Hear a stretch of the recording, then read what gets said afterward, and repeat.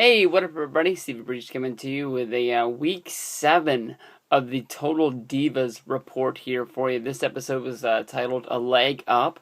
And before this episode even got started, if I graded this on a 5-star rating, I give E and Total Divas 6 stars this week. For the one reason of, I didn't have to put up with that minute to 2 minutes of keeping up with the Kardashians before the show started. And after it ended, it didn't start a new episode up.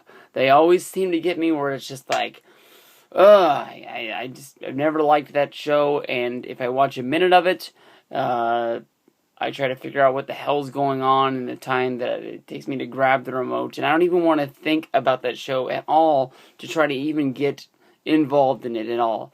Main storylines of this show, why it's called A Leg Up, is there was an injury to Nikki Bella. Basically, it was involved in some sort of a six-man, some sort of a 6-woman tag match. Caitlyn was involved, the Bellas were involved. AJ was standing around out there near the ring. This was probably getting, no, I don't know what the fuck was going on. When the hell did she win? I was about to say this was around WrestleMania time, but they've already passed WrestleMania, and they've also passed the next one.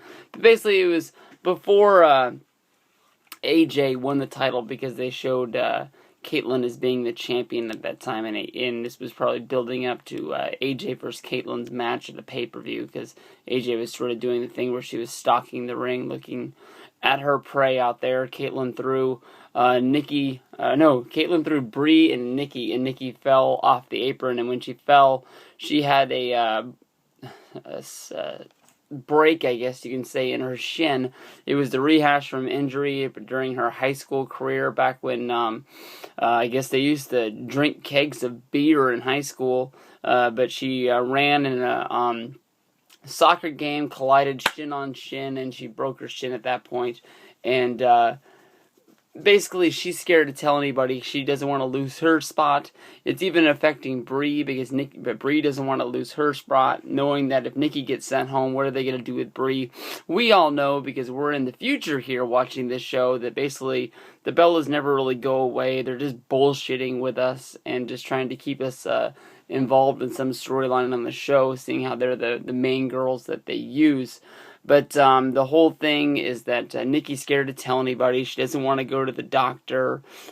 She finally tells her boyfriend, John Cena. And my favorite line of the show, which I really didn't, maybe I heard it wrong, but is like, you go and get all these treatments done. You get a facial treatment. You get your hair treated. And I could have swore he said anal treatment.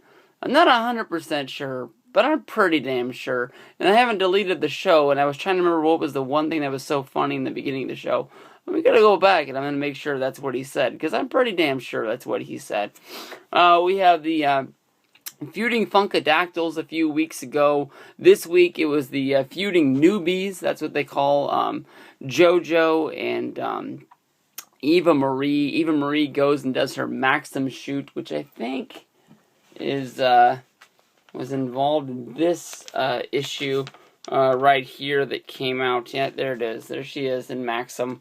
Can't go wrong with that, boys. And when I met her at Arc Arena before Monday Night Raw, she was signing 8x10s, but she had a whole bunch of those magazines in front of her, and I keep on thinking if I was supposed to ask if I could have one of those, or maybe they were just part of the props that they were doing, because they were shooting her signing these, probably saying that she was a big star. This show brought up SummerSlam, seeing how this is when the Maxim was going to be coming out to push SummerSlam. Jojo was going to be, the fuck is this? And why is it on my desk? I've never seen this before. But, I just got taken completely out of this video. I apologize.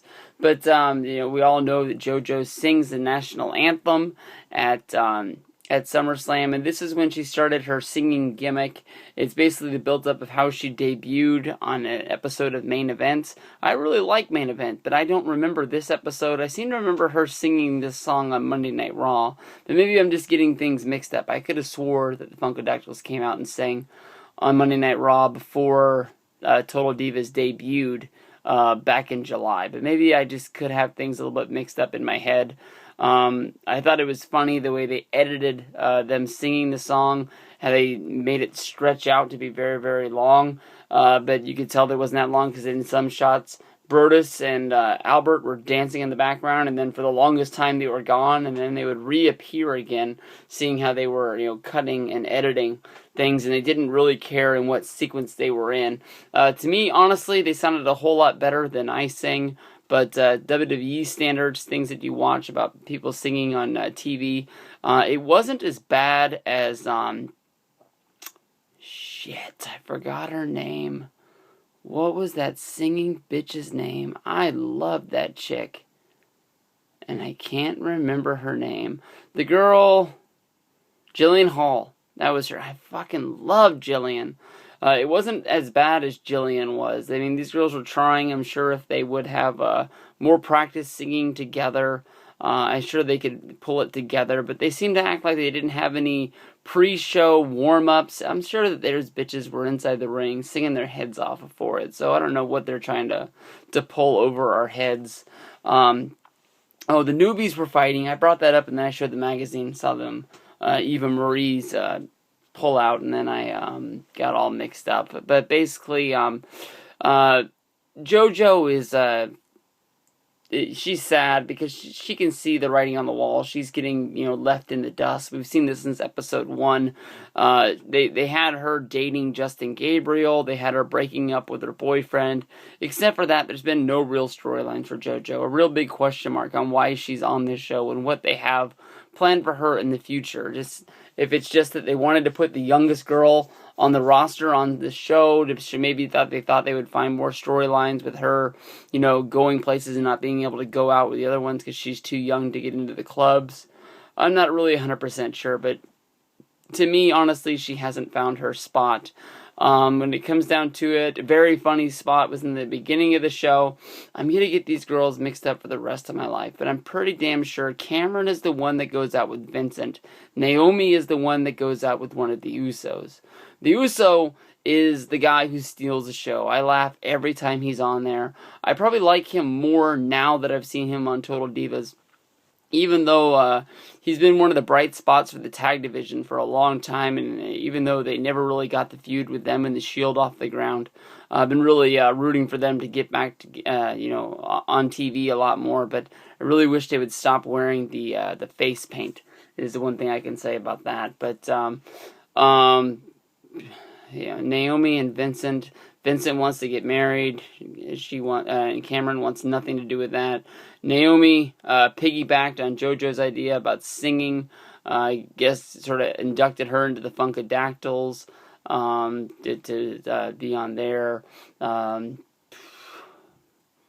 Natalya was on the show, but it was just basically talking to Eva Marie, trying to figure out her problems. You can see with the episode that's coming up next week, we're not done with JoJo versus Eva Marie. It's only going to get worse from here. That's probably going to be one of the evolving storylines, I guess you can say. And then we're going to have to find out if Nikki's wrestling career truly is over, because that's the way they did leave us, with a huge question mark on where they're going to. Last week's episode was freaking awesome with them getting married in Las Vegas. The next episode, it seems that we're actually going to see the wedding between Natalya and Tyson Kidd. Hopefully they go back to Vegas, because this week's episode, I really, at the end of it, I was like, this sucked. Looking back on it and talking about it now, 9 minutes later, it wasn't as bad as maybe I remember, but it just wasn't Diva Las Vegas. I think I remember hearing that Natalya and them got married in Vegas, so maybe they're going back and we're going to see more drunken actions and the going into Brie mode with the keg killer would always be fun. We get to see a show-off between Tyson Kidd versus the guy from the guy Jarrett from the tanning salon. So we'll see what goes on from here. But week 7 of Total Divas wasn't the best, but it's bridging us towards some future storylines. So we'll see where it goes from here. My buddy Justin, I was texting him before the show started. He hasn't watched this. I don't know what he's missing out on. He's only 7 episodes in. That's only 7 hours of a worthless day he could kill watching this on a good old marathon. Hopefully he can check this out because it's going to be a good one next week. Peace out, everybody. Have fun.